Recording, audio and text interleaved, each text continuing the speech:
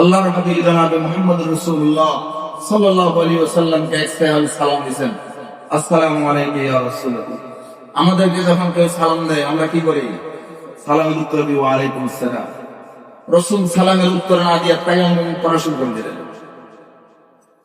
সাহাবায়ে কেরাম বসে বলতেছেন, ইয়া রাসূলুল্লাহ সালাম দিলাম, সালামের উত্তর দেওয়ার জন্য ইতিপূর্বে কোনোদিন তায়াম্মুম করতে দেখলাম না, আজকে তায়াম্মুম করতেছেন, ঘটনাটা?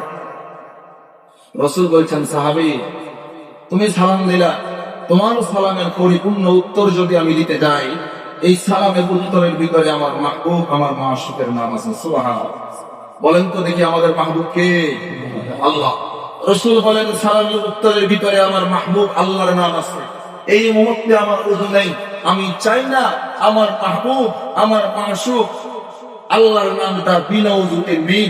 এই জন্য আমি সাথে সাথে তায়াম্মুম করিয়া পবিত্র হইয়া আমার মাহবুবের নামটা পবিত্র অবস্থায় নিতে চাও। সুবহানাল্লাহ। এই হলো মহব্বত, এই হলো কি মহব্বত। मोहब्बत एक अजीब शय है, बयान करना मुमकिन है। मोहब्बत एक अजीब शय है, बयान करना मुमकिन है। जहाँ बारिश बरसती है वहाँ बिजली चमकती है। ও দুনিয়ার মুসলমান ইমানদার আল্লাহর গোলাম, এই জন্য আপনার আমার হৃদয়ে সবচেয়ে বেশি দেখতে হবে আল্লাহর মহব্বত, সবচেয়ে বেশি দেখতে হবে রাসূলের মহব্বত।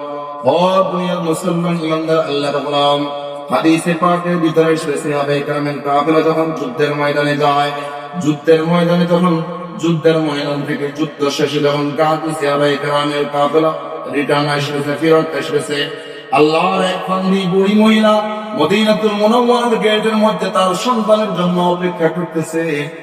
একে একে সবগুলা সাহাবায়ে কেরাম আসছে, ওই বুড়ি মহিলা সাহাবায়ে কেরামের কাফেলার ভিতরে প্রবেশ করতেছে। তার সন্তানের একজন একজন করে সব সাহাবী আসছে, কিন্তু বুড়ি মহিলা তার সন্তানকে পায় নাই। সাহাবায়ে কেরামের কাফেলাকে লক্ষ্য করে বলতেছে, ও সাহাবায়ে কেরামের কাফেলা, তোমাদের সাথে আমার এই নামের এই গুণের একজন সন্তানকে আমি যুদ্ধের ময়দানে পাঠাইলাম, তোমরা সবাই ইসলাম, আমার সন্তান যুদ্ধের ময়দান থেকে আসেন, এই ঘটনাটা কি?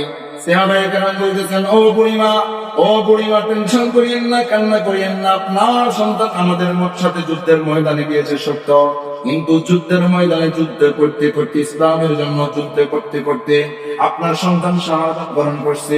জান্নাতের ভিতরে আপনার সন্তানের সাথে আপনার সাক্ষাৎ হবে। এই কথা শোনার পরে সাথে সাথে মায়ের হৃদয় সন্তানের জন্য বেদিত। মা তুই চোখের পানি ছেড়ে দিয়া যার করে সন্তানের জন্য কান্না করতেছে, কিন্তু চেহারাটাকে খোলা রাখে নেন, কাপড়ের আঁচল দিয়া চেহারাটাকে ঢাকি ফেলতেছে, ভিতরে হাত দিয়া চোখের পানি মুছতেছে আর কান্না করতেছে। সাহাবায়ে কেরাম বলতেছেন, ও বুড়িমা, আপনার সন্তান মারা গেছে, এই মুহূর্তে আপনার জন্য শোক পালন করা যায়, এরপরেও আপনি কেন কাপড়ের টুকরা দিয়ে আপনার চেহারাটা ঢাকি রয়েছেন? আপনার চেহারাটা কেন আপনি দেখাইতেছেন না? ওই বুড়ি মহিলাটা লক্ষ্য করে বলতেছেন, ও সাহাবায়ে কেরামের কাফেলা, আমার হৃদয় সন্তানের মহব্বত অনেক বেশি, যেহেতু আমি মা, কিন্তু সন্তানের চাইতে আমার হৃদয় আল্লাহর মহব্বত সবচাইতে বেশি।